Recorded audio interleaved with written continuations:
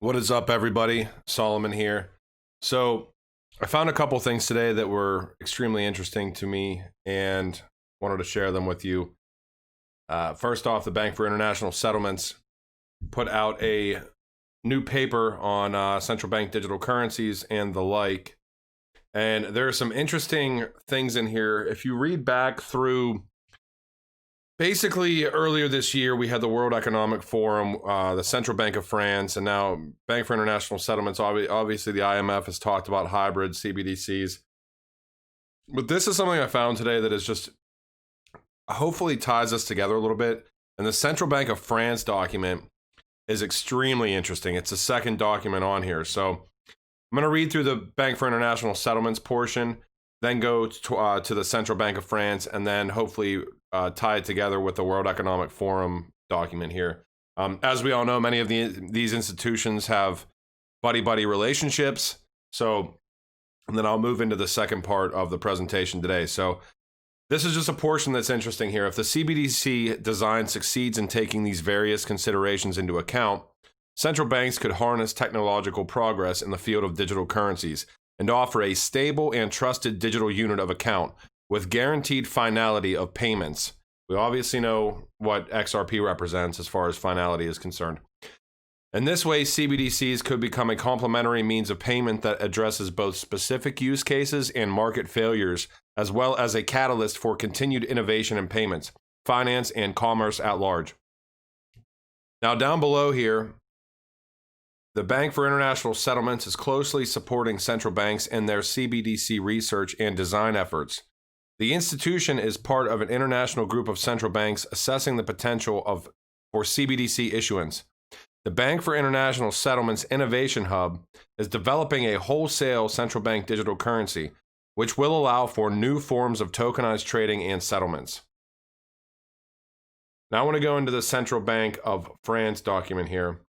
This is establishment by the central bank of a blockchain-based infrastructure, raises a set of technical and functional questions. This was, I think, January of this year. So if we go down into here, though, potential circulation of a wholesale CBDC on several blockchains. Oversight by the central bank of this circulation would be complex and could have implications for financial stability and monetary policy transmission that are difficult to anticipate at this stage. Two different approaches could be taken to address this question. Number one, the central bank puts itself in a position to issue a wholesale CBDC units based on any blockchain that can be used as a medium of exchange at its counters. This solution would be extremely complex to manage and would result in the central bank having to organize circulation of the wholesale CBDC on blockchains whose technology and governance framework are out of its control. Number two, units issued on the wholesale CBDC's native blockchain could be transferred to other blockchains.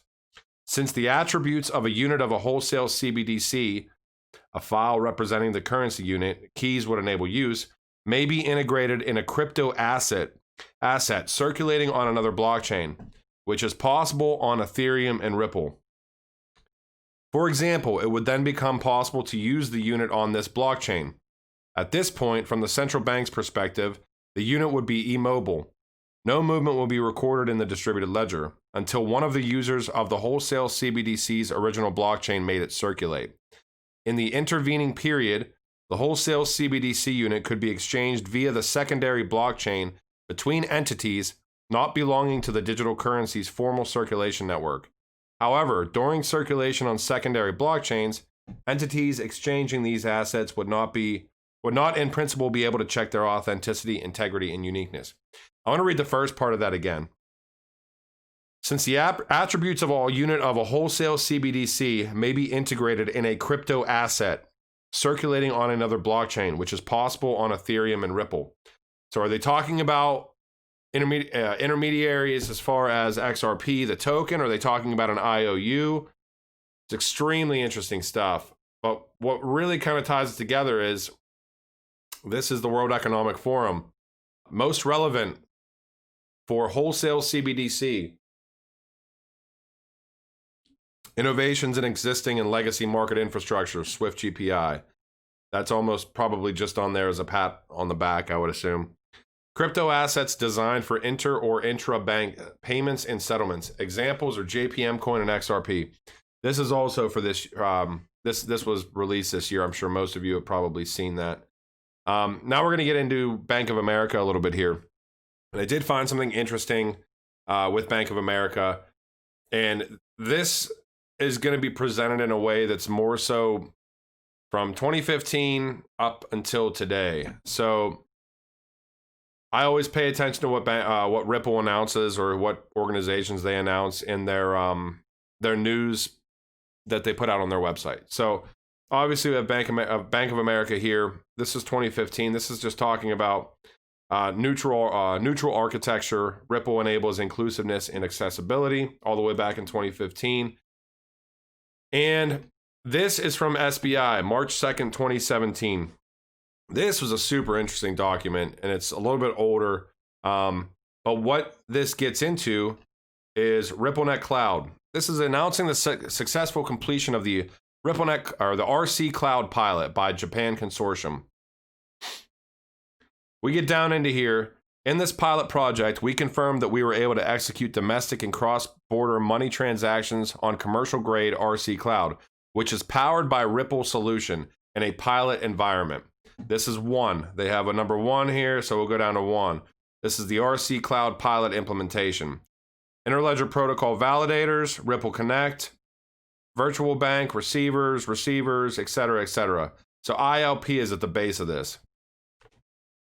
The consortium has also been discussing and evaluating the implementation of a common gateway, 2, which provides an easy way for member banks to access Ripple Solution API and a money transfer application, as well as various regulatory issues.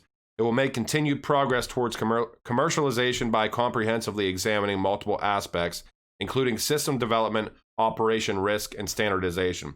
2017, people. 2. We get down into that. Common gateway refers to a common interface to connect banks with accounting systems. The number of the consortium members was 42 at the time of launch in October 6, 2016. With new members joining the consortium, it now adds up to 47. 3. 47 banks. List of consortium member banks. This looks like all Japan here. And looks like the majority of banking institutions in Japan.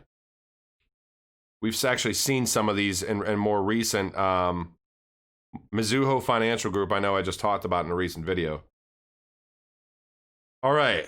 And on a global scale, Global Payment Steering Group, an advisory group of banks for adopting Ripple's solution, has been established and is also accelerating its move towards the commercial phase.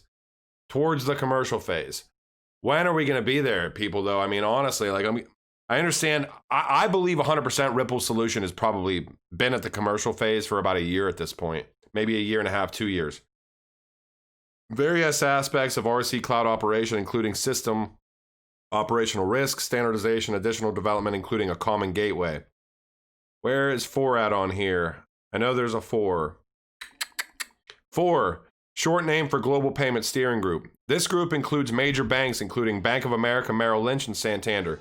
So to say that Bank of America isn't a Ripple partner, which we know that they very much so are, this is 2017. They're a member of the Global Payment Steering Group to integrate RippleNet. So that makes no sense whatsoever. It's been clear as day for a long time. This is MUFG joins Ripple's Interbank Group for Global Payments based on distributed financial technology. This is in 2017. This talks about First Bank by Asia, by GPSG to participate. Other participating banks are Bank of America, Merrill Lynch, because Merrill Lynch and Bank of America merged, obviously. Actually, I think Bank of America absorbed Merrill Lynch. Santander, Standard Chartered. Standard Chartered, by the way, also integrates directly into Ripple. They have this platform called Access, AXESS, I believe, that directly integrates. Westpac Banking Corporation, Royal Bank of Canada, and CIBC in working on Global Payment Steering Group. This is super interesting. So this is from July 2018. And I don't know, some of you may have seen this, some of you may haven't, may have not. This is Ashish Burla talking here. And this is a Deutsche Bank, or no, I'm sorry. Yeah, it is Deutsche Bank. In association with Deutsche Bank, the banker. It's an interview with like Ashish Birla and some other heavy hitters in here. But really, I just want to focus on the last 2 paragraphs here. Compared with Bitcoin or Ethereum's speed of less than 20 transactions per second, MF Lund reports that IBM is seeing numbers around 4,000 transactions per second, which is impressive. Goes down to say, Mr. Birla says that Ripple developed its technology with scalability in mind. To deploy something for Standard Chartered, Santander, or Bank of America, our solution needs to scale to hundreds of thousands of transactions per second. This was in the design from the outset, he says. This is RC Cloud as of January 2019. It's basically talking about, in order to further improve convenience, contemplating the addition of FX remittance function and the use of XRP at the time of implementation, with an inspection from various angles, including legal maintenance, etc. And what has Ripple done lately? So RC Cloud is now RippleNet Cloud, basically, right? My opinion, at least. If you're not aware, this is an abandoned patent application by Bank of America. We already know that Bank of America is 100% tied into ILP. They're a member of the Global Payment Steering Group, Ripple Connect Cloud, or RC Cloud, I'm sorry. It's talking about Ripple DLT, and the ILP. I mean, it's right there in black and white. They abandoned this this patent, though. This was back in 2019, actually June 6, 2019. However, so June 6, 2019, they abandoned a patent. We see Swift putting out a presentation from Bank of America Merrill Lynch, consortium memberships through proof of concepts with banks, global corporates, and top-tier technology providers. Bank of America Merrill Lynch is evaluating blockchain and its potential commercialization. Many of you have probably seen this slide, I'm guessing. Ripple's distributed ledger solution remedies legacy correspondent banking infrastructure challenges and provides bidirectional messaging to enhance payment tracking, data transmission, and enables enhanced certainty in settlement. Potential future is simultaneous settlement.